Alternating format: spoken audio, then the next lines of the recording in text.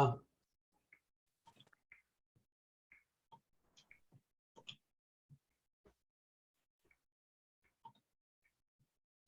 하시면 됩니다. 네.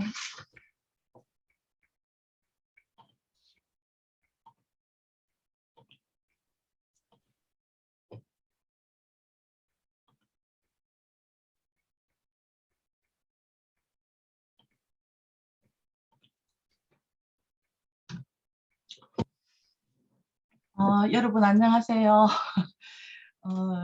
직접 이 대면으로 정말 하고 싶었는데 제가 확진자가 됐습니다. 그래가지고 일주일이 넘었는데 아직 완전히 낫지를 않아서 어제 또 병원에 가보니까 아직은 약을 먹어야 된다 이래가지고 비대면으로 부득이 하게 되었습니다. 이렇게 같이 이야기하는 거하고 비대면으로 하는 거하고 굉장히 다른데 좀 아쉽지만 이 비대면으로라도 활발하게 북토크를 해주시면 감사하겠습니다. 북토크라고 하는 게 이제 우리 BK에 들어온 지가 한 몇 분이 하셔가지고 여러분들 이제 조금 익숙해지신 것 같은데 또 이게 책을 안 읽은 상태에서 북토크를 하기는 조금 힘든 측면도 있을 겁니다. 그러나 이제 오늘 제가 준비한 이 일본의 식민지배와 역사적 책임이라는 거는 여러분들이 뭐 다 이렇게 생활적으로 접근하고 있는 늘 듣고 있는 그런 문제이기 때문에 가볍게 뭐 묻고 싶은 것이 있으면 나중에 질문을 해주시면 감사하겠습니다. 그러면 그 일본의 식민지배와 역사적 책임이라는 책을 제가 이제 왜 쓰게 됐는지에 대해서 잠깐 말씀을 드리도록 하겠습니다. 먼저 이제 재작년에 이게 3.1운동 100주년 기념이 있었습니다. 그때 이제 제가 이 책을 내고 나서 바로 코로나가 발생하는 바람에 책이 좀 주목을 받지 못한 측면도 있는데 그 뒤에 이제 서평이 나오고 했습니다. 그래서 당시에 이제 이 3.1운동 100주년에 우리는 일제히 식민지 지배를 어떻게 생각을 하고 또 그 역사적 책임 문제를 어떻게 생각해야 될 것인가 하는 데 대해서 이제 문제의식을 가지고 책을 쓰게 되었습니다. 이제 이 문제에 대해서 제가 관심을 가지고 연구하게 된 것은 오래됐습니다. 학위 논문을 쓰기 시작하면서부터거든요. 그러니까 1991, 2년도에 1년도에 제가 학위 논문을 썼으니까 굉장히 오래됐습니다. 하지만 이제 뒤에 그 식민지 배상 문제와 관련된 강제동원 문제는 그 계기가 2000년에 제가 이제 국가기록원에 그 학예 연구사로 있었을 때 그 자료 수집의 임무를 띠고 그 일본에 간 적이 있습니다. 그때 이제 도쿄에 있는 그 사회보험청에 가가지고 당시에 그 강제동원 그 미불금을 뭐 받았다 뭐 이런 그 이야기들이 많이 있었거든요.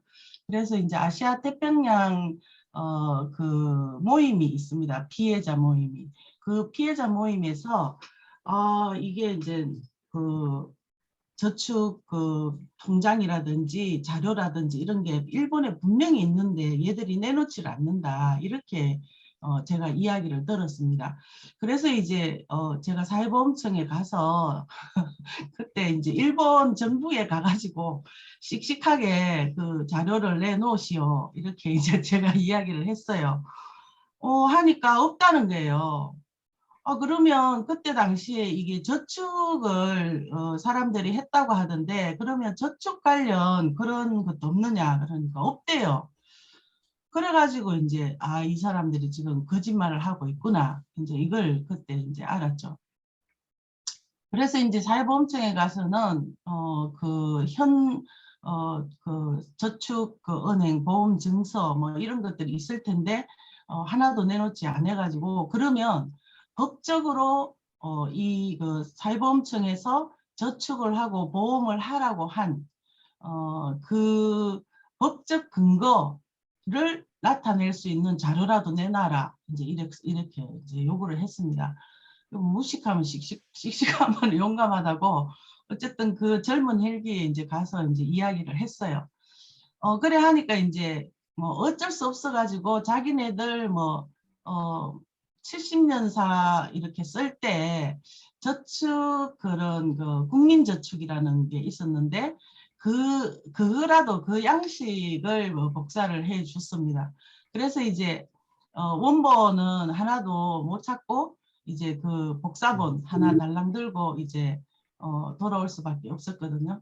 그래서 물론 뭐 요것만 가지고 간 것이 아니라서 그때 당시에 서훈 관련해서 친일파들의 그런 목록들을 제가 이제 가져왔기 때문에 좀그 국가적으로 좀 센세이션이 있었습니다.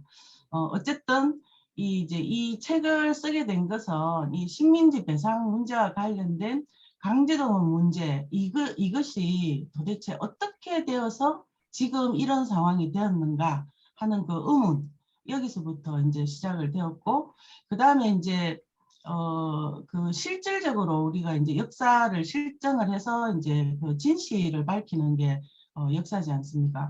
근데 일본은 왜 그 역사 저거들이 식민지 지배를 해놔놓고는 거기에 대해서 사과를 했다가 또 안 했다가 또 사과를 했다가 또 나쁜 짓을 했다가 이렇게 계속 반복을 하느냐. 거기에 또 굉장히 의문이 있었습니다. 그래서 이제 근대사를 전공하는 사람으로서 무엇을 할 것인가라고 생각을 했고 이제 거기에 그동안 이제 쭉 발표를 논문으로 했었습니다. 그래서 이 책에는 이제 그동안 발표된 논문을 수정을 했고 그 다음에 이제 그 필요한 사실들을 더 밝혀서 필요한 내용들을 추가해 가지고 책으로 방금 만들게 되었습니다. 요 책이거든요. 이게 이렇게 됐고 우리 그 경북대 출판부에서 만들었습니다. 디자인을 예쁘게 잘한 것 같습니다. 이제 금방 말씀드렸다시피 일본은 왜 과거 자신들의 식민지 지배 역사를 마주하고 싶지 않을까? 여기에 대한 근본적인 질문, 이게 이제 하나의 큰 계기고요. 그 다음에 이 식민지 조선에 대한 조직적이고 체계적인 지배 시스템은 도대체 무엇일까? 그 정점에, 그러니까 결제의 가장 정점에는 누가 있고 그렇다면 누가 역사적 책임을 져야 할까? 이런 데 대한 의문이 들었기 때문에 그 의문을 해소하기 위해서 이 책을 쓰게 되었습니다. 자, 이제 제가 이 이제 책을 쓰게 된 배경 중에는 이 근대 자본주의 세계 체제와 관련이 있습니다. 이제 이 서구에서 우리나라는 물론 중국, 일본, 또 동남아시아까지 서구 자본주의가 들어오면서 제국주의를 하나의 그 뭐 세력으로 하고 거기에 이제 식민지가 이렇게 됐던 거거든요. 그래서 영국이나 미국, 스페인, 프랑스, 독일이나 이런 이제 나라들이 제국화가 되고 그 밑에 있는 나라들이 주로 이렇게 식민지가 되면서 나중에 이제 19세기에 오면은 이 동아시아를 둘러싼 제국주의 전쟁 이것이 굉장히 치열하게 전개가 됩니다.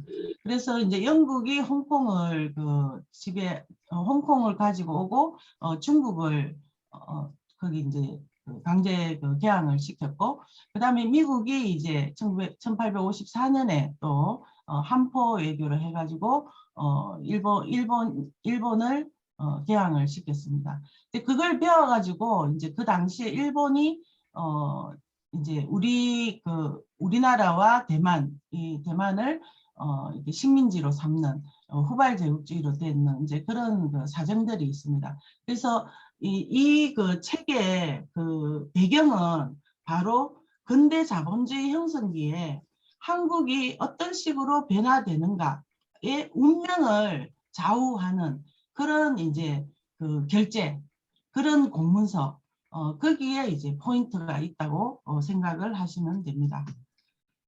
자, 그리고 책의 구성은 일본은 식민지화를 위한 결제 이래가지고 아직 이제 식민지 되기 전에 일본이 한반도에 청일전쟁 기반을 구축한 그런 결제 문서 그 다음에 2장에서는 러일 전쟁 과정에서 우리나라 진해만의 요새를 건설하기 위해서 한 결제. 그 다음에 3장에서는 기어이 이제 우리나라를 보호국가, 일종의 보호국가라는 명목으로 종속을 시켰습니다. 그래서 우리나라에 통감부를 설치를 하고 그런 과정에서 한국과 일본의 이 기록의 관리 자체가 이제 연결이 되면서 동시에 중층적으로 변해 가거든요. 그래서 이제 여기에 대해서 제가 했고, 그다음에 이제 4장에서는 어병 전쟁 진압을 위해서 이 사람들이 이제 결제를 하는데 실제로 이제 그 통감부 설치가 되면서는 우리 국가는 힘이 너무너무 없어졌습니다. 그래서 남은 거는 민중들 뿐이었거든요. 그래서 민중들 중에서도 이제 어병 이런 사람들이 전쟁을 하면서 거기에 이제 그 일본 국가하고 싸우게 됩니다. 그러니까 그 과정에서 일본의 이제 가장 꼭대기에서 누가 이걸 지시했는지 거기에 대한 논문을 써서 책으로 구성을 했습니다. 그 다음에 이제 2부에서는 일본이 이제 우리를 강제 병합하고 난 뒤에 일본 세력권이 확대가 되었는데 그 과정에서 어떤 그 공문서 결제를 했느냐 여기에 이제 초점을 맞추었습니다. 그래서 5장에서는 일본 제국과 조선 식민지 여기에서 행정문서가 어떤 식으로 생산이 되었고 그에 따라서 어떻게 분산이 되어 있느냐 이러한 구조에 대해서 밝혔고요. 6장에서는 일제강점 뒤에 이제 토지조사 사업하고 임야조사 사업이 두 가지가 이제 가장 중요한 그 사업 중에 하나입니다. 그 중에 이제 이 책에서는 산림 지배를 위한 결제 구조를 다루었습니다. 그리고 이제 제7장에서는 전시체제기에 강제동원을 한 이 일본의 그러한 그 중층적 결제 구조에 대해서 다루고 있습니다. 그리고 이제 제3부에서는 이 역사적 책임 문제를 이제 명확하게 규명을 하기 위해서는 일본이 패전하고 나서 어떤 식으로 이게 처리가 되었는가 하는 게 중요하거든요. 그때 이제 일본만이 아니라 GHQ가 이제 나서는데 일본이 패전하고 난 뒤에 일본을 점령하고 GHQ가 이제 그 정책을 하게 됩니다. 그때 이제 이 우리나라 노무자의 미불금 처리를 위해서 어떤 식으로 해가지고 지금 이 모양이 됐는가 이거를 아주 이제 공문서 자체를 하나하나 낱낱이 제가 찾아서 이 구조를 밝혔습니다. 그래서 전체적으로는 식민지화를 위해서 일본이 어떻게 했으며 그 다음에 2부에서는 일본 세력권을 확대하면서 이런 그 분산 구조가 어떻게 됐냐 그리고 자본주의를 더욱더 확대하고 식민지 지배를 확대하기 위해서 이들이 전시체제기에는 강제동원을 하는데 그 강제동원 이게 이제 그 초점이죠. 강제동원을 했을 때 어떤 구조 속에서 했느냐. 그래서 그 역사적 책임은 누가 져야 되느냐 이제 이런 문제입니다. 그리고 제3부에서도 GHQ가 이제 있는데 실제로 미국입니다. 그래서 미국이 결코 우리들의 이런 식민지 배상 문제하고 떨어질 수 없다. 그래서 아직도 미완의 이런 식민지 배상 문제를 미국과 함께 이야기가 돼야 된다. 그런 이야기들을 책으로 구성을 했습니다. 연구 방법은요. 이게 역사적인 실증적 방법 이거는 우리가 늘 하는 방법입니다. 거기에 제가 이제 곰곰이 생각을 해보고 그 다음에 그동안에 이제 기록학적 관점에서 많이 논문을 썼기 때문에 이 기록학의 출처주의에 입각한 자료조사 방법을 해야 되겠다라고 판단을 했습니다. 그래서 어떤 측면에서 보면 역사 기록학이라고 새로운 하나의 장르라고 생각이 드는데요. 여기에서 이것을 이제 활용함으로써 앞으로도 역사적 실증적 방법을 쓸 때 이런 기록학의 출처주의를 활용하면은 아주 풍부하고 체계적인 그런 기록을 발굴할 수가 있습니다. 그래서 이제 요런 방법을 제가 했고, 여러분들도 혹시 관심이 있는 사람들은 이 분야를 조금 더 공부를 하면 자신의 논문을 더욱더 심도 있게 접근할 수 있으리라 생각을 합니다. 그리고 접근 방법은 일단 이 시기는 근대의 서구도 포함해서 일본까지, 우리는 이제 특히 일본하고 영향력이 아주 큰데요. 그전에는 중국하고 우리가 이제 일종의 4대 관계가 있었지 않습니까? 근데 이 시기가 오면은 이제 일본의 종속국, 일본의 식민지 이렇게 바뀌거든요. 그리고 이제 1945년 이후에는 남한은 미국, 북한은 러시아, 이렇게 이제 또 연관이 있고, 지금 현재도 그 영향력은 똑같습니다. 그래서 어떤 측면에서는 근현대사는 일국사적으로 접근하면 안 된다. 그래서 이거는 반드시 지향을 해야 된다. 그래서 우리가 이제 지금 PK에서도 하고 있는데 이 초경계적 관점에서 연구를 진행할 필요가 있습니다. 저는 이제 이 근대사를 하다 보니까 그걸 뭐 초경계를 할 수밖에 없는 그런 입장이었습니다. 그래서 오래전부터 초경계적 관점에서 연구를 진행해 왔습니다. 당시에 이제 서구 자본주의가 우리 동아시아를 침탈하던 시기라는 거 앞서 말씀드렸다시피 일본 제국주의도 자기 그 국내적으로만 생각할 수 없는 그런 상황이 된 거죠. 그래서 특히 이제 우리 한국이 식민지가 되었기 때문에 이 상황에서는 일국산적 관점을 탈피할 필요가 있다고 생각을 합니다. 자, 기록이라는 것은 생애 주기가 있습니다. 기록이 어떻게 작성되고 어떤 유통 과정을 거쳐서 어떻게 보존 혹은 폐기되느냐, 이거를 기록의 라이프 사이클이라 합니다. 그래서 출처주의는 이거를 이제 언제 누가 어디서 작성했고 그것이 어떻게 유통이 돼가지고 어떻게 정리됐느냐 하는 이건데요. 셀렌버거 선생님이 이 모던 아카이브에서 이거를 1956년에 벌써 말씀을 하시고, 그 뒤에도 이제 뭐 여러 선생님들이 이 출처주의에 대해서 많은 그 관심을 가지고 연구를 하고 있습니다. 그래서 우리나라의 경우에는 근현대사가 이 전쟁을 불가피하게 우리가 겪었고, 청일전쟁도 로일전쟁도 전부 다 우리나라에서 그 전쟁터가 되었거든요. 지금도 중국하고 미국이 싸우는데 한국하고 북한이 전쟁터가 될 가능성이 굉장히 큽니다. 아직 우리가 휴전 상태죠. 그리고 군사작전권도 지금 미군한테 있기 때문에 우리는 완전한 자주독립국이다라고 말하기 힘든 그런 상황이 있습니다. 그래서 이 현대사에서는 전쟁의 그런 세계성으로 인해 가지고 식민지 지배 과정에서 벌어진 이 공무서 결제 과정, 이 기록물이나 그다음에 그 때문에 동원된 수많은 사람들, 노예적 상태죠. 이 사람들은 특히 학생들 같은 경우에는 완전 동원됐잖아요. 1943년부터는 학생들은 근로보국대라는 미명하에서 수업을 전폐하고 전부 다 근로 동원을 당했습니다.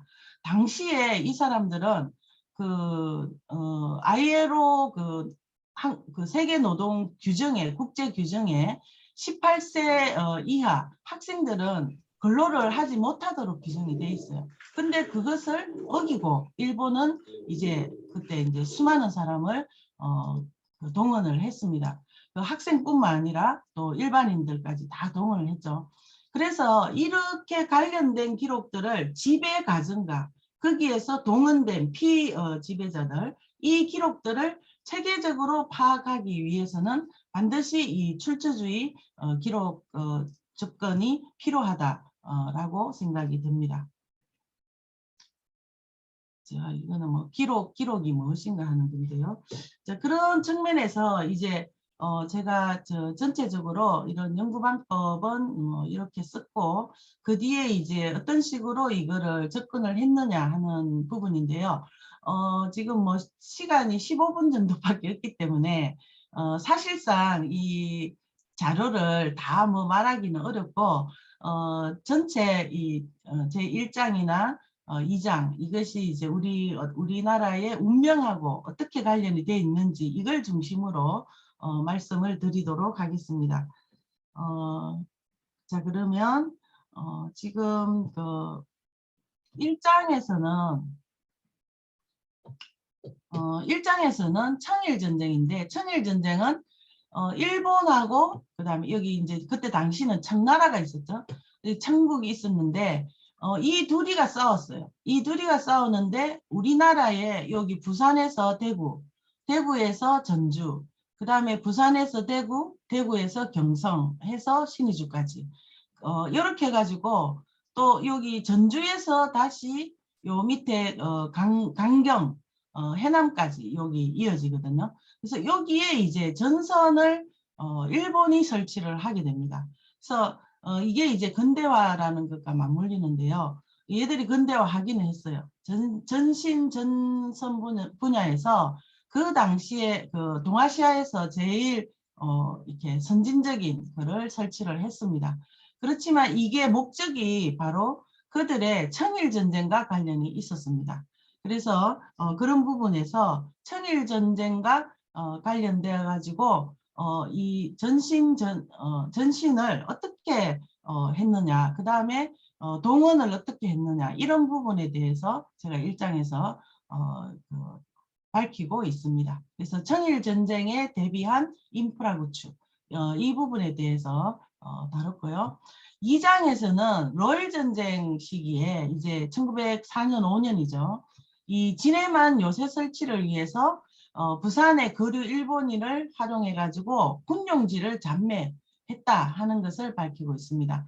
그리고 민간에 또 그동안에 이게 이제 민간인이 일본인이 매입해 가지고 군에 헌납했다. 이게 기존의 통설입니다.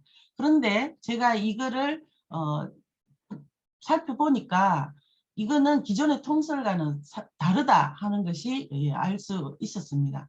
그 과정에서 대한제국의 정부의 농상공부 장관이 민영기가 이 매수돼 가지고 2만엔 받고, 당시에 2만엔이 엄청나게 큰 돈이거든요.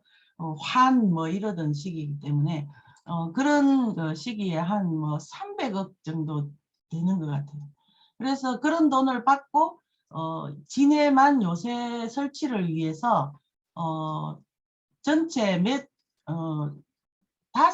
일곱 개 리를 한국인 명의를 일본한테 빌려준 거예요. 그런 뭐랄까 술수를 써가지고 일본은 진해만의 요새 설치를 하는 것에 성공을 합니다. 그렇게 되니까 진해만의 요새를 설치하고 난 다음에 러시아는 블라디보스톡에서 대련까지 가는 길이, 그때 당시는 비행기가 없으니까 해로를 타고 갈 수밖에 없거든요. 그래서 블라디보스톡에서 울릉도를 지나가지고 남해를 지나서 황해를 통해 가지고 대련까지 올라갑니다. 근데 그 과정에 이제 울릉도, 마산, 원산, 울릉도, 그다음에 마산, 그다음에 군산, 여기에 이제 정착지를 두거든요, 러시아가. 러시아가 이렇게 정착지를 두고 왔다 갔다 하는데 진해만에 남해 쪽에 요새를 딱 설치하니까 그때 당시에 발틱 함대가 지나가다가 이 진해만 요새에서 바로 튀어나온 일본인에게 패하고 맙니다.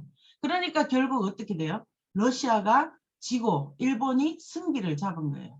그래서 결국 우리나라는 이 한반도의 지정학적 그런 위치 때문에 이 러시아가 타격을 받고 일본에게 좀 더 좋은 여건을 주었다는 것을 알 수가 있죠.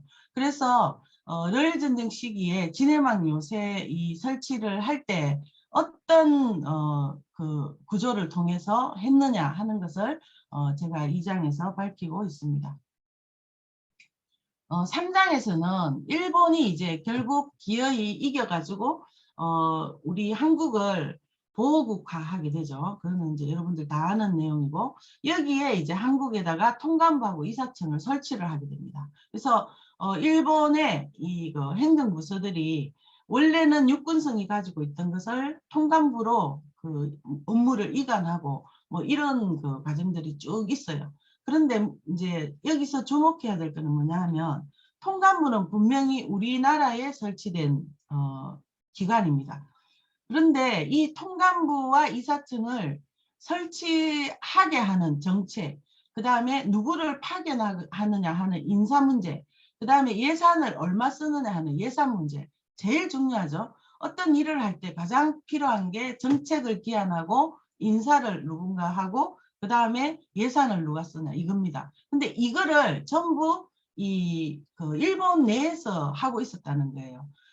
물론 이거에 대해서 그동안에 뭐 통감부 뭐 이사청 이런 데 대해서 우리가 이제 외교 문서나 이런 걸 통해서 알고 있었지 않느냐 이렇게 이야기할 수 있지만 실제적으로는 그건 다릅니다. 뭐냐면 원문을 보는 것과 그것을 한 단계 지나서 시행을 하는 기관에서 말한 거 이게 다르거든요. 그래서 이제 저는 제가 이 3장에서는 원래 일본 내각에서 있었던 원본을 가지고 이 중층적이고 종속적인 결제 구조를 밝힌 이게 이제 다른 점입니다. 특히 이 천황이 최종 결제하는 시스템으로 구축되고 있다 하는 이 과정을 고찰을 했습니다. 그 다음에 4장에서는 일본이 이제 그 한국 주차군 사령부 만들고 한국 통감에게 군 통수권을 부여하면서 그 헌병을 많이 배치를 하고 의병을 진압을 했거든요. 그래서 우리가 왜 광주의 5.18을 누가 학살했느냐, 제일 최종 결제자가 누구냐 이거 가지고 신문에 언론에 자주 나지 않습니까? 최근에 이제 전두환 대통령 돌아가시면서 끝까지 자기는 이제 거기에 대해서 안 했다라고 이야기를 하는데 합리적 의심 이런 것은 최고 통치자가 그런 이야기를 안 했는데 그 밑에서 그런 사람들이 마음대로 했다면은 그 밑에 있는 사람들을 군율에 따라서 엄격하게 처벌을 해야 됩니다. 이제 그런데 이 일제시대도 마찬가지거든요. 의병을 진압을 했는데 누가 진압했느냐, 제일 꼭대기에 누가 지시를 했느냐 이게 이제 굉장히 중요한 포인트 중에 하나라는 거죠. 근데 그게 이제 제가 밝힌 내용 중에 이 내각 수상이 일왕에게 보고를 하고 이런 부분들이 공문서에 나타나 있다 하는 것을 가지고 정확하게 이 사람들이 책임을 져야 된다. 이런 이야기들을 하고 있습니다. 그 다음에 5장에서는 이제 제국하고 식민지 행정문서 분산 구조에 대해서 이걸 이제 이야기를 했고요.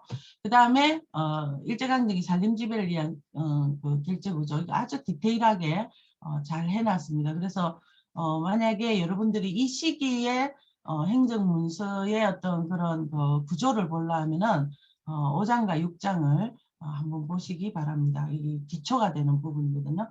그 다음에 이제 7장에서 이 전시체제기 강제동원 누가 했느냐, 누가 책임을 져야 되느냐, 이 부분에 대한 것을 아주 구체적이고 디테일하게 제가 이제 밝혀 놓았습니다.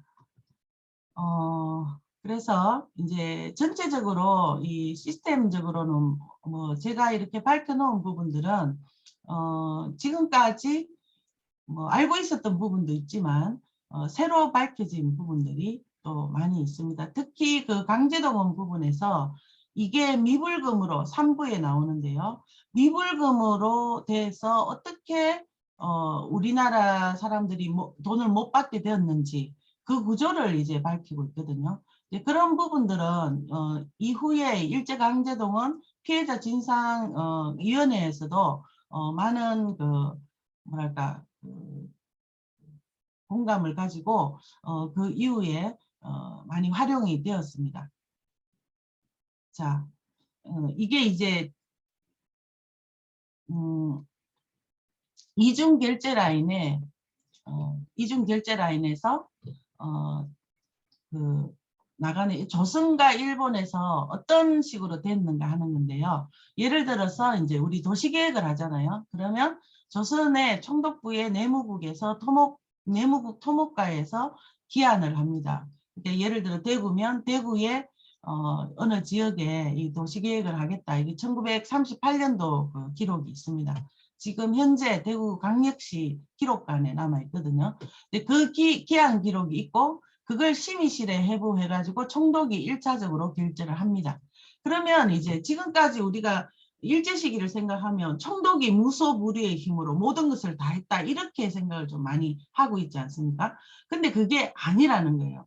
총독은 여기서 1차적으로 결재를 하고 여기에서 각 성 거치면서 여러 가지 이제 예산도 깎이고 인사도 다르게 하고 막 이런 것들이 있어요. 근데 그거는 이제 제가 그 조선 총독의 편지에 적어놨는데 그 제 조선 총독이 그 정무총감하고 이렇게 해가지고 일본 내각에 막 계속 가가지고 제국 의회도 가고 일본 내각에 정부 부처하고도 막 이렇게 이야기를 해서 뭐 예산도 깎이고 뭐 또 뭐 이런 식으로 되긴 되거든요. 그렇게 해서 일본으로 가가지고 일본의 조선 총독부 동경 출장소가 있어요.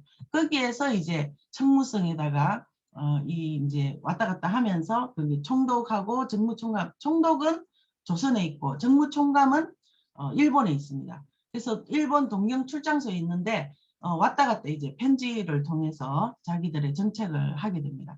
그래서 청무성을 경가해서 법제국에서 기한해가지고 내각 총리가 결재를 하고 요 과정에서 이제 각성 장관들의 결재를 받게 됩니다. 그리고 일본 내각부에서 기한을 해서 천황이 최종 결재하는 이런 구조입니다. 이게 중청적 이중 결재 라인이라는 거예요. 그래서 식민지에서는 이러한 그 중청적 구조를 반드시 생각을 하면서 접근을 해야 된다. 그런 뜻입니다.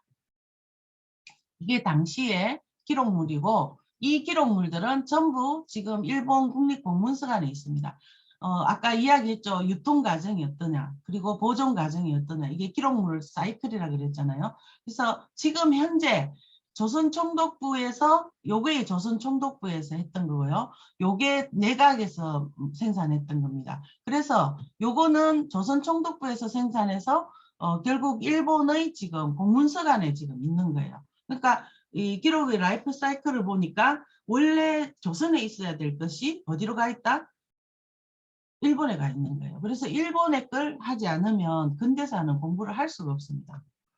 자, 뭐 그리고 이제 이게 대구의 그 도시계획 문서인데 이것도 일본 육군성에서 작성한 기록이에요. 그러니까 당연히 어디 있겠어요? 일본의 방위성에 있겠죠. 그래서 지금 방위성에 이 문서가 남아 있습니다. 그래서 우리나라에는 원본 기록이 그 국가 기록은 있는데요. 그 기록들이 원본 기록들이 있는데 그것을 사실은 시행하는 문서에 불과하고 정책을 결정하거나 인사를 결정하거나 예산을 결정한 문서는 전부 일본 내각에서 했다. 그리고 일본 내각에서 그중에서 유통 과정을 거쳐가지고 지금 현재 일본 국립공문서관에 가 있고요. 후생성과 그다음에 법무성에 남아있는 기록이 있습니다. 그거는 뭐냐 하면 아직까지 문제가 다 해결되지 않은 거 이거는 이제 거기에 있거든요. 즉 거기에 강제동원 관련된 거 그다음에 동원된 그 사람들의 미불금 문제 뭐 이런 것들은 아직까지 해결이 되지 않기 때문에 공문서관으로 오지 않고 일본의 국문성 그다음에 후생성에 남아있다 이런 뜻입니다. 자 이제 30분이 다 됐는데 이제 정리를 그냥 하겠습니다. 일제강점기 관련 기록은 3개의 분산되어 있습니다. 그래서 한국에는 이제 뭐 국가기록원 국사편찬위원회, 국립중앙도서관, 그 다음에 각 지자체 기록관 등이 있고요. 일본에는 국립공문서관, 외무성 사료실, 국회도서관, 각 현립공문서관, 이 지방에 이제 또 공문서관이 26개 정도 있거든요. 거기에 있고 대학교 도서관 연구소 등이 있습니다. 그 다음에 이게 이제 조선총독부 기록이 미국이 점령을 함으로 인해 가지고 일본 조선총독부를 미국이 점령을 하잖아요. 그래서 점령군으로서 이 사람들이 그때 당시 생산된 조선총독부 기록 중에 중요한 것들을 다 미국으로 가져갔습니다. 그래가지고 내셔널 아카이브에 지금 남아있고 일부는 의회 도서관에 있고 그 다음에 대통령별로 또 트루만 대통령 기록관에도 있고 뭐 스탠포드 대학이나 각 그 대학에도 많이 남아 있습니다. 그리고 영국이나 프랑스, 네덜란드 여기에도 우리나라 관련 그런 근대 기록들이 많이 남아 있습니다. 이렇게 한번 보십시오. 그러니까 뭐예요? 우리나라의 근현대사는 그야말로 모든 세계성을 가지고 있지 않습니까? 세계적인 그런 생각을 하지 않으면 안 되는 그런 상황이라는 것을 알 수가 있습니다. 그래서 결국 그 일본이 패전되고 미얀의 식민지 배상 문제를 이제 앞으로 우리가 해결을 해야 돼요. 그래서 앞으로 남은 문제가 있습니다. 이거는 GHQ 점령하에서 이 노무자 미불금 처리를 할 때 GHQ가 일본의 그 뭐지 그 대한민국에서 1949년에 이 미불금을 돈을 달라고 이렇게 요청을 하거든요. 이승만이가. 근데 요청을 하는데 미국이 들어가지고 그거 주지 마라 아직 이렇게 이야기해요. 미국이 들어서. 그래가지고 주지 마라 하고 그걸 대신에 공탁으로 해가지고 언젠가 있을 상황에 대비하라 이렇게 적어놨어요. 여기서 조금 여기 나오려고 그러는데 그래서 우리나라의 이러한 그 문제가 결국 또 미국의 그러한 그 정치적인 책략에 의해서 결정되었다 하는 것을 알 수가 있습니다. 그래서 아까 일본이 청일전쟁, 러일전쟁 할 때도 일본이 들어가지고 우리의 운명이 결정되었고요. 근데 일본이 이제 자기들만 한 게 아니죠. 그때 당시에도 영국과 1, 2차 협약을 맺었고 그 다음에 미국하고도 가스라테프터 조약을 맺어가지고 우리가 이제 완전히 식민지로 갔어요. 또 이때는 1952년도에 샌프란시스코 조약에 의해서 또 미국을 중심으로 또 러시아나 뭐 이런 다른 나라들이 우리나라를 지금 현재 분단을 시킨 거예요. 이게 운명이 딱 결정된다는 거죠. 그래서 요는 뭐냐 하면은 지금도 미국이나 러시아, 중국, 일본이 우리나라와 관련된 정책을 뭐를 결정하느냐 이게 굉장히 중요합니다.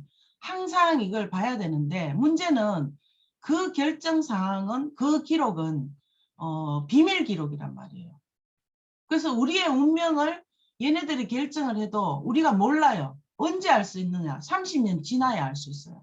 그 공문서를 30년 지나야 공개를 하거든요. 근데 안 할 수도 있어요. 그러면 60년이 지나야 알 수 있는 거예요. 아까 민영기 기록도 110년 만에 제가 발견해가지고 내놓은 거예요.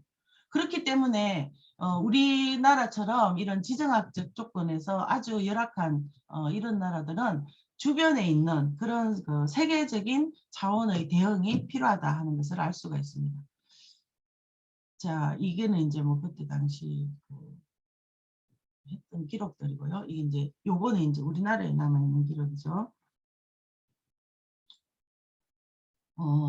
그래서 결론적으로 일본 그 정부가 제국화의 길을 모색하면서 이 한반도를 군사기지로 활용하기 위해서 일본의 생정 시스템을 한반도에 이식하는 과정을 거쳤고 이 일본식 결제 구조가 제국 일본이 전쟁 수행을 위해서 식민지에 만든 시스템이라고 할 수 있거든요. 이걸 이제 일본 제국은 약육 방식 논리로 정당화하고 있고 지금 현재도 우리는 뭐 안 했어. 예전에 너들 한일 그 회담에서 다 했어.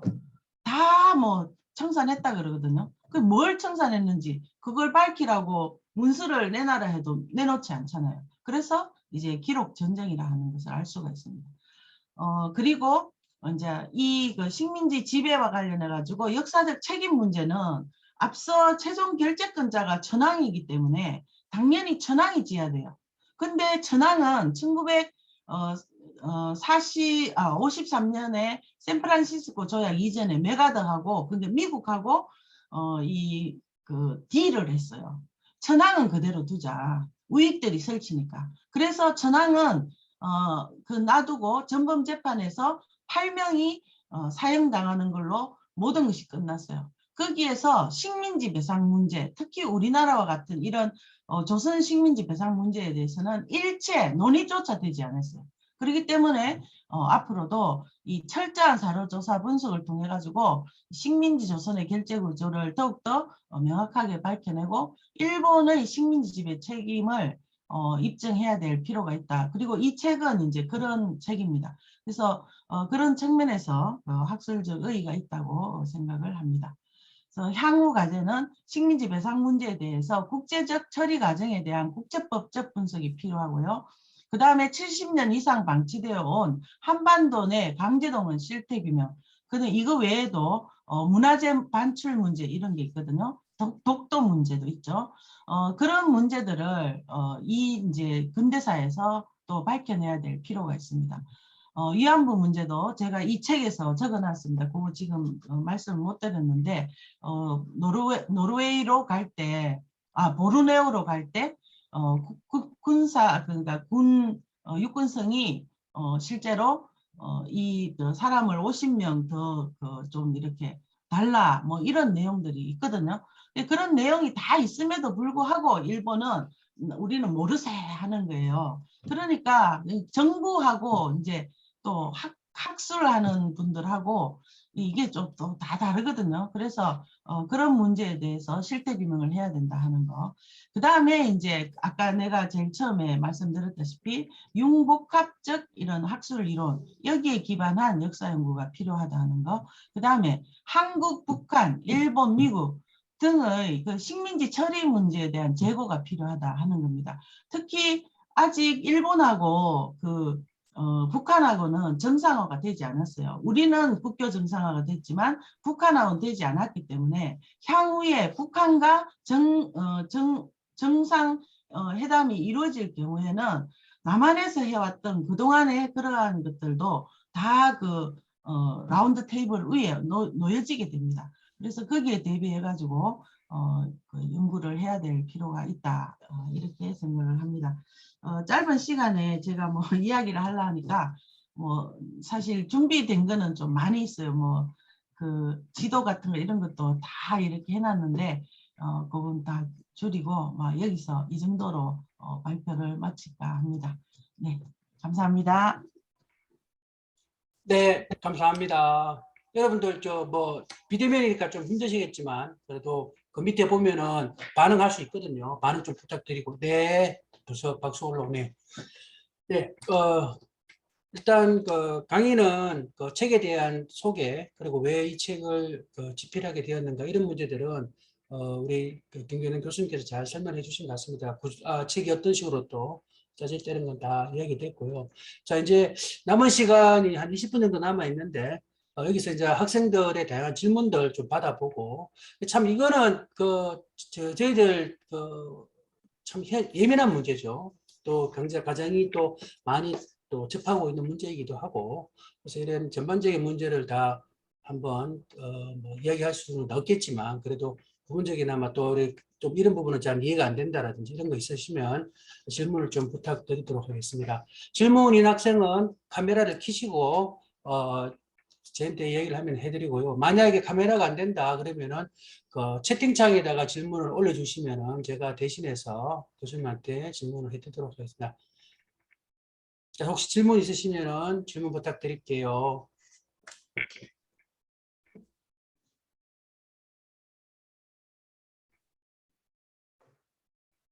뭐든지 하십시오. 네, 채팅창에 지금 누가 일단 질문을 하려고 글을 올렸는데 기다려보죠. 잠시만.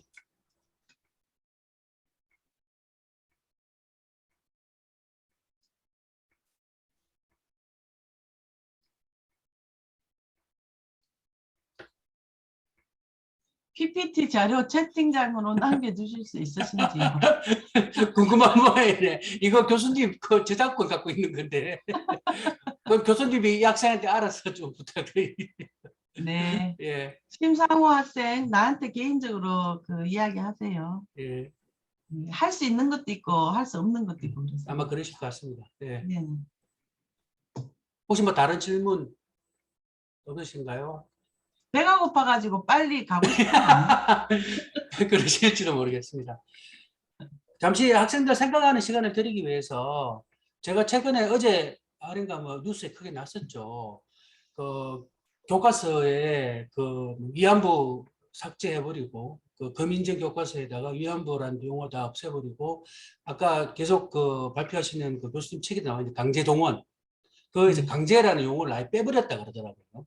네. 동원이라는 용어만 쓰고 강제는 아예 빼서 이런 식으로 교과서를 검인정해줬다라는 그런 기사가 났었다고요. 그래서 네. 이런 부분을 참 보면은 아까 그 계속 그 책에도 나와 있던데 그 왜 일본은 그렇게 대하시고 싶지 않을까 이런 문제는 저는 당연히 독일 현대사전 공자니까 과거사 청산 부분에서 서도 독일이죠. 독일이 그 나치가 했던 그 엄청난 큰 만행에 대해서 철두철미하게 이스라엘과 서로 협약해서 이렇게 숙여가면서 모든 배상, 보상 문제를 해주고 이런 걸 또 비교해 볼 때 일본이 과연 뭐가 이렇게 큰 차이가 날까라는 걸 항상 고민을 해왔던 부분인 것 같습니다. 그래서 혹시 교수님 시간 되시면은 왜 이렇게 도대체 그 사람들의 문화라고 누가 주장을 하기도 하던데 저는 그건 아닌 것 같고요. 아까처럼 그 꽉 기록물을 잡아지고는 안 주고 있다고 책에도 적어 놓으셨고 또 발표에서 계속 그 가장 핵심적인 기록을 일본이 가지고 있으면서 주지 않고 있다. 그래서 구체적인 연구가 지금 잘 안 되고 있다고 말씀하셨는데 뭐 이런 부분이 혹시나 개인적인 생각이시나 아니면 뭐 여러 주장들이 있으시면 간단하게 짧게 좀 답변 부탁드리겠습니다. 네. 어, 지금 뭐 교과서에서 강제동은 강제라는 걸 빼고 그다음에 독도는 예, 맞아요. 독도 얘기도. 예. 독도는 자기네 예, 예, 땅이다, 예, 일본 예. 땅이다 이렇게 이제 주장하는 거는 어제 오늘 일은 음, 아닙니다. 이게 이제 1900 제일 지금 최근에 많이 움직인 거는 1990년대에 이 교과서 대책위원회를 문교부 안에 만들거든요. 음, 만들어 가지고 교수님들 중에 조금 뭐 정부 성향을 가지는 분 혹은 또 그렇지 않은 분도 모십니다. 모셔가지고 아주 그 치밀하게 어, 그 체계적인 자기들 이거 이제 그 뭐랄까 모면하려는 그런 그 정책을 쓰고 있습니다. 실질적으로 쓰고 있는데 이제 한일 관계에 따라 가지고 이제 이거를 계속 그 조금 더 세게 했다가 덜어 놓았다가 세게 했다가 덜어 놓았다가 하고 있는 그런 상황이거든요.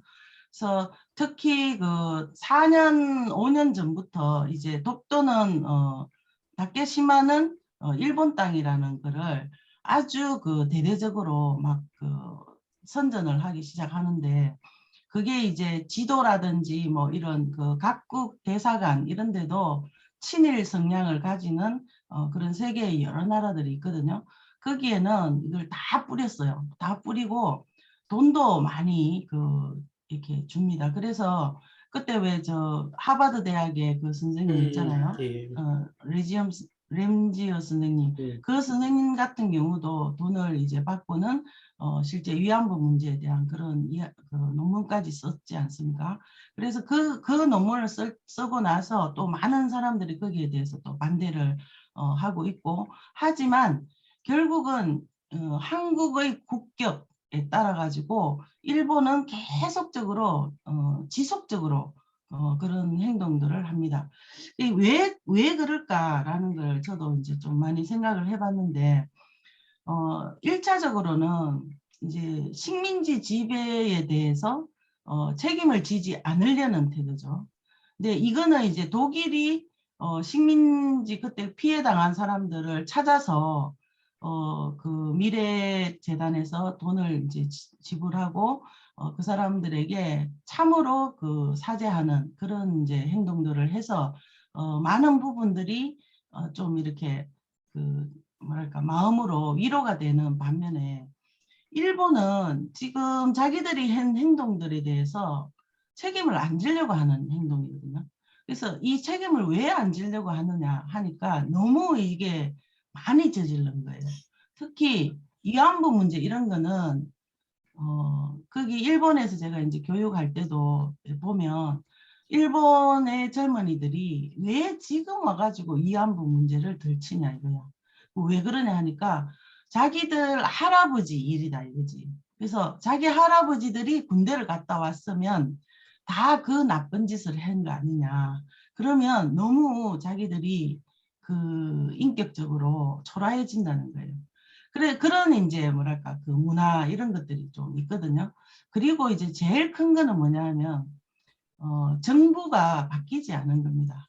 자민당 정부가 18세기에 그 메이지 유신하면서 그때부터 이제 이토 히로부미나 데라우치나 이런 사람들 전부 다 야마구치의 조슈벌 출신이거든요.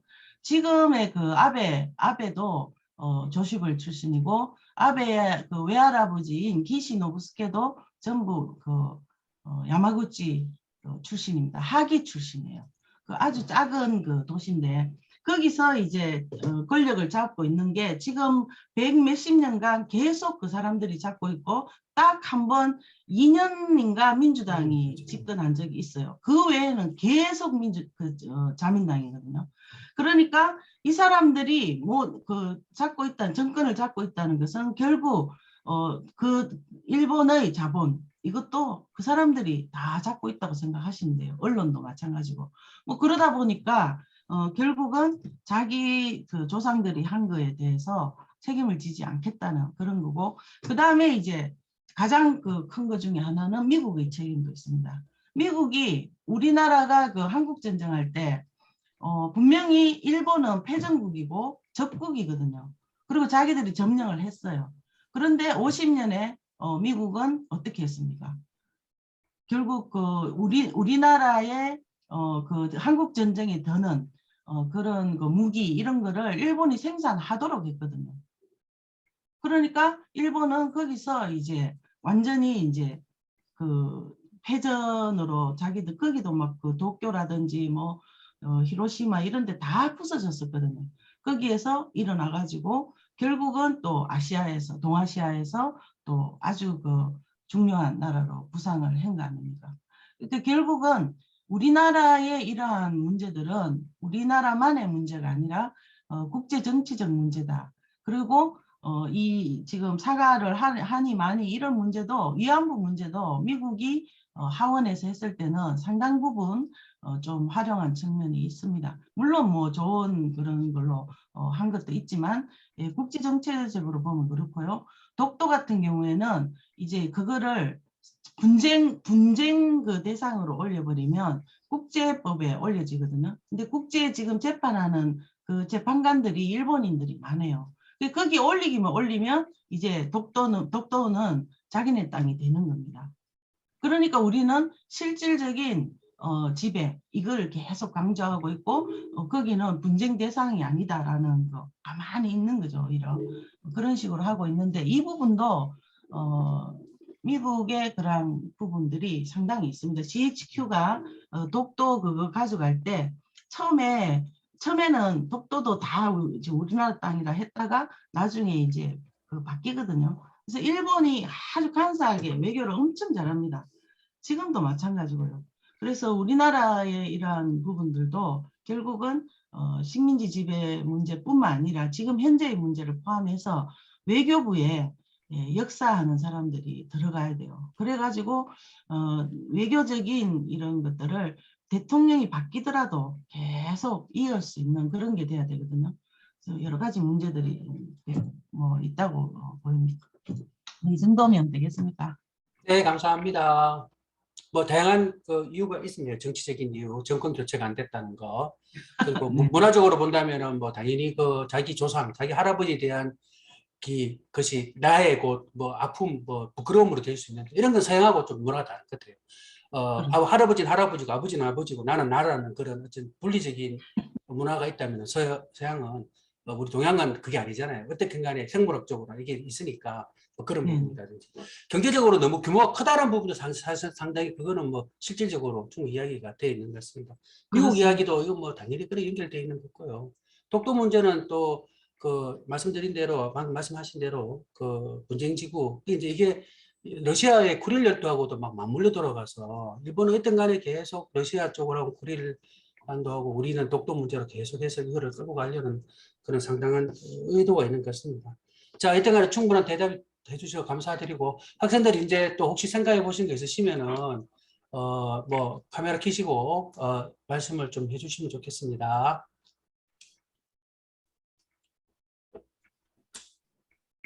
아무도 이야기를 안 하네. 그래서 식민지 지배 배상 문제, 보상 문제와 관련해서 네. 그 우리나라 같은 경우에는 1965년에 그 유상 3억, 무상 3억 달러로 떨어졌거든요. 근데 저기 북한 같은 경우에는 100억 달러를 요구하고 있습니다. 네. 그러니까 이게 굉장한 그 국제 정치적 문제다라는 것은 틀림이 없습니다. 네.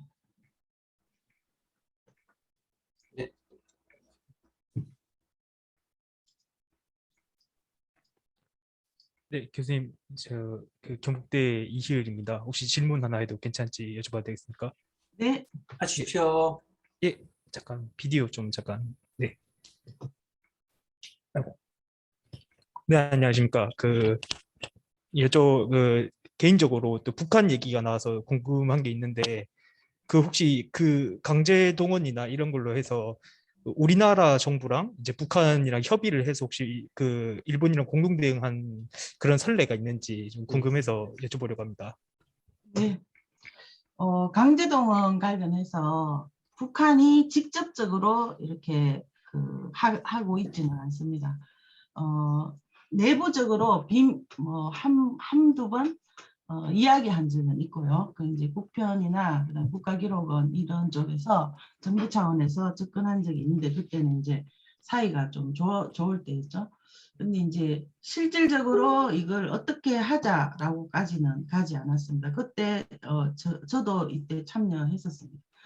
그리고 일본에서 대신에 일본에서 이제 청년이라든지 이런 쪽에서 일본은 자유롭거든요. 일본에는 뭐 저기 공산당도 있고 거기는 공산당이 5%나 있어요. 그래서 우리나라는 공산당 하면은 그거잖아. 국가보안법에 걸릴 거잖아.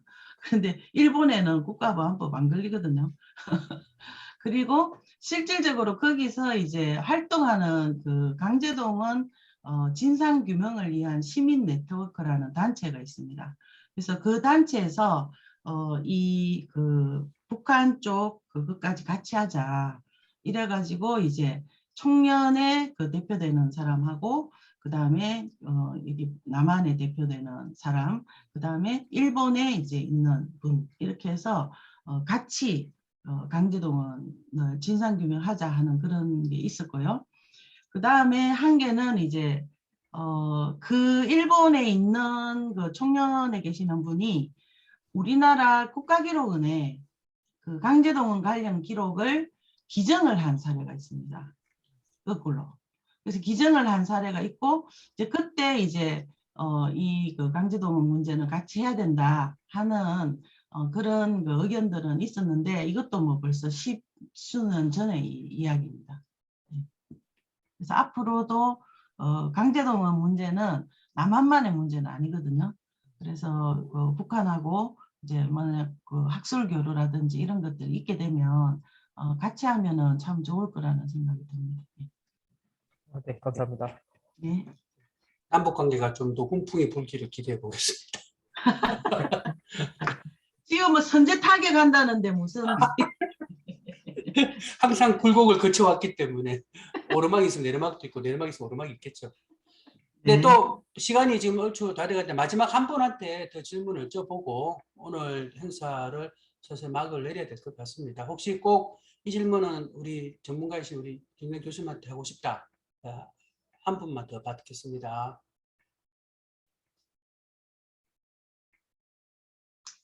배고픈데 이만하시죠? 나왔다.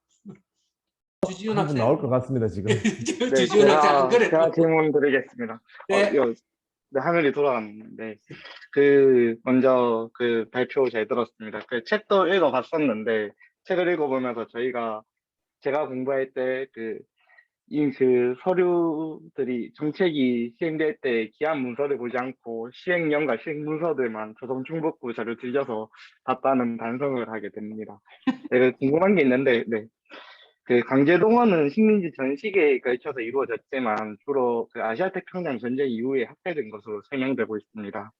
이는 히로히토가 그 1938년 3월 31일에 결재한 법률 제55호 국가총동원법과 국가총동원법을 조선 대만 사할린에 시행하도록 한 칙령 제316호랑 관련이 있습니다.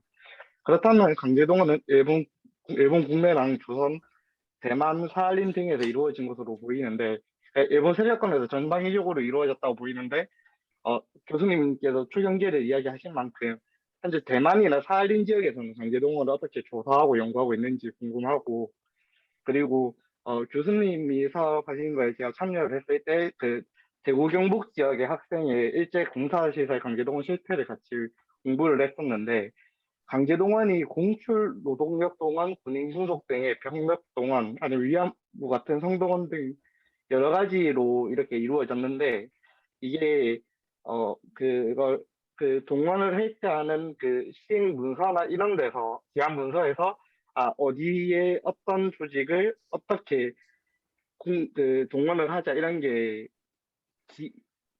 먼저 성립이 된 건지, 그러니까 원래 강제 동원이 됐을 때 목적성을 가지고 동원이 된 건지, 아니면 그 동원하는 과정에서 어느 정도의 지자체별로 다른 양상이 나타나는지 궁금합니다.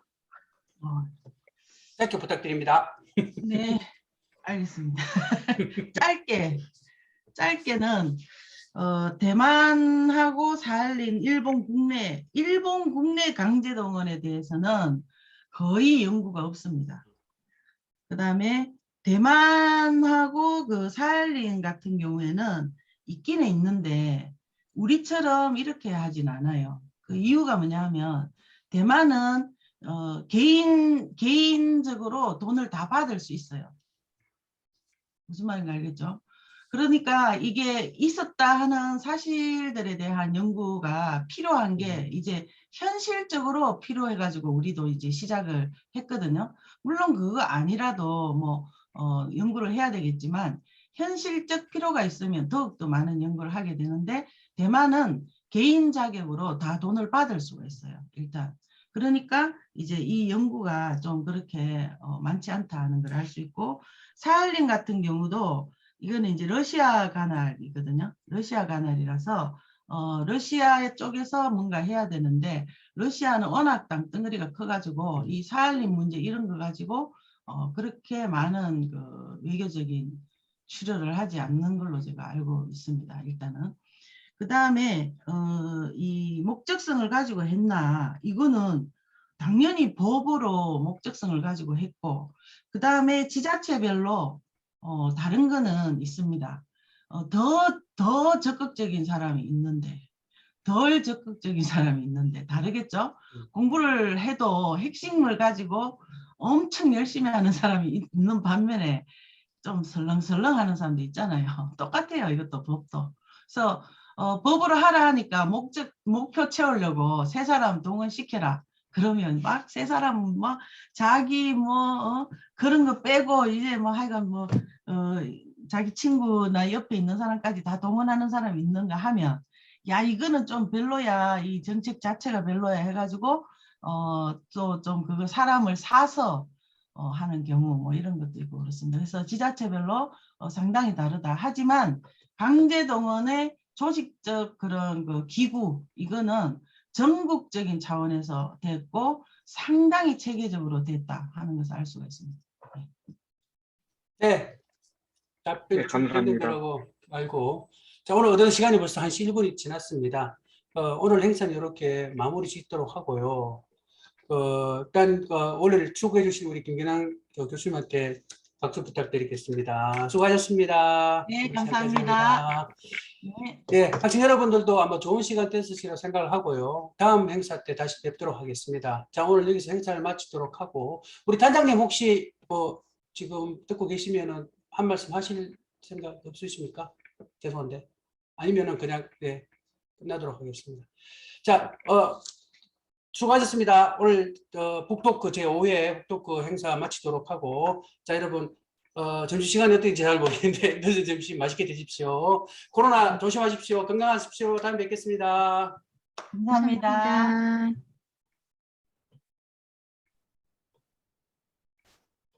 어?